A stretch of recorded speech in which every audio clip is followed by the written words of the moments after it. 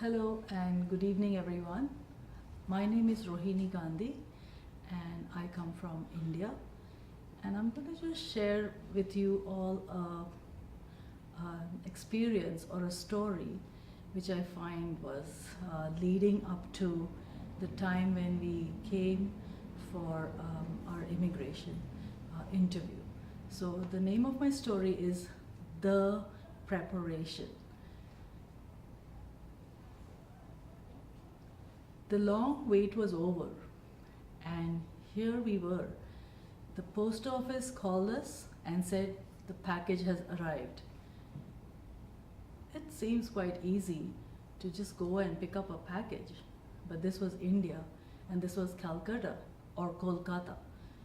It was the rainy season and it was raining cats and dogs, not the regular Vancouver rain which we see here. This is child's play rain. Calcutta, it rains and rains and rains for days, and then you know what happens. The city gets waterlogged, nothing moves, everything is at standstill. So our package, the big, beautiful, orangey yellow package had arrived, and we had to go get it. So me and my husband, we almost went on a little journey. We were driving the car against a tide of waves coming our way, and the car was submerged almost to its half. We reached the post office and we got the package, and we both almost did a jig getting that package in our hand. Reached home with the package, very excited, announced to almost the half the world in India, we are going to Canada. So the preparation started. We started shopping because our interview was supposed to be in the month of November.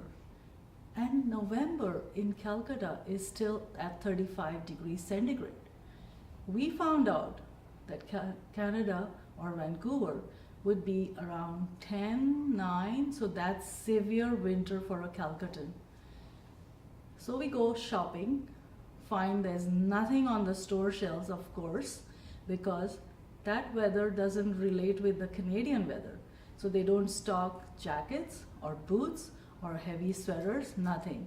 And all I had in my closet was a thin sweater, good for a Canadian summertime maybe, and what I find is 2 or 3 shawls. So I go start looking for my friends who had some jackets, who had done some international travels.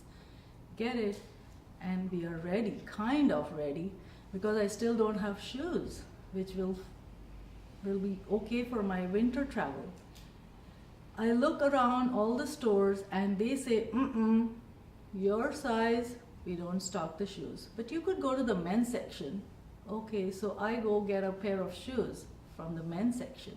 They're boots with laces. So I get it, and we are ready, and there's only 2 more days left to go. I'm running around the errands, I'm getting things ready, getting my house in order because I have a whole household which is going to be left behind and it had to be run. So I invite my parents from another city, they take care of the house.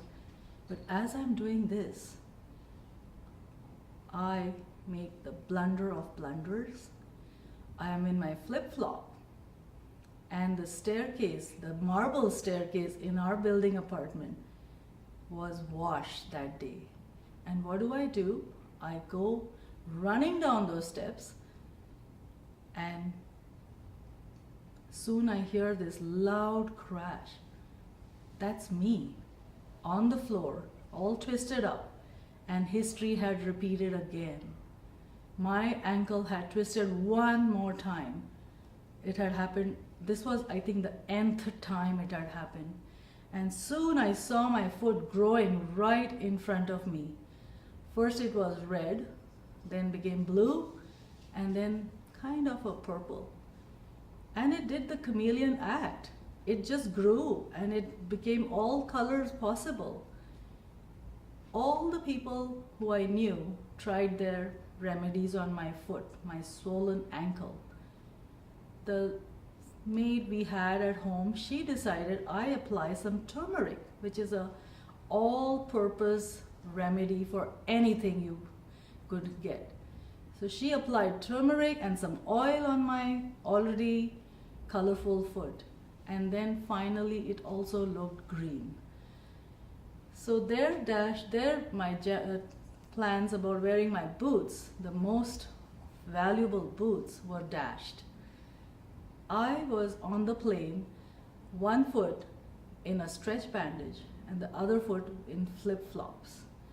And I carried a pair of socks just in case I would get cold in Canada. So we reached Canada and we are on our journey from Vancouver to Seattle because that's where our interview was supposed to happen. And we were told by our immigration lawyer that if we met this tall, bald gentleman, we would not get into Canada because he was the strictest immigration officer ever. So what do? We sit in the big hall waiting for our name to be called. And who do you think calls our name? It's that tall, dark gentleman who called our name and waved us into his room. After a 20-minute interview, almost in monosyllables, he rattled out some questions, and my husband and me, we answered to the best of our abilities. We got through, and within 20 minutes, he just looked up at us and said, "You are Canadians." We were so happy. We tapped each other's knees and said, "We are almost there." So the travel back home, we were so excited. We got started packing, and within a year, we were back in Canada, and here we are. And we've been living on the North Shore for the past 12 years with our families, and now we have 2 wonderful grandchildren, and we are really very happy to be here with me and my husband and my sons. Thank you very much for listening to me.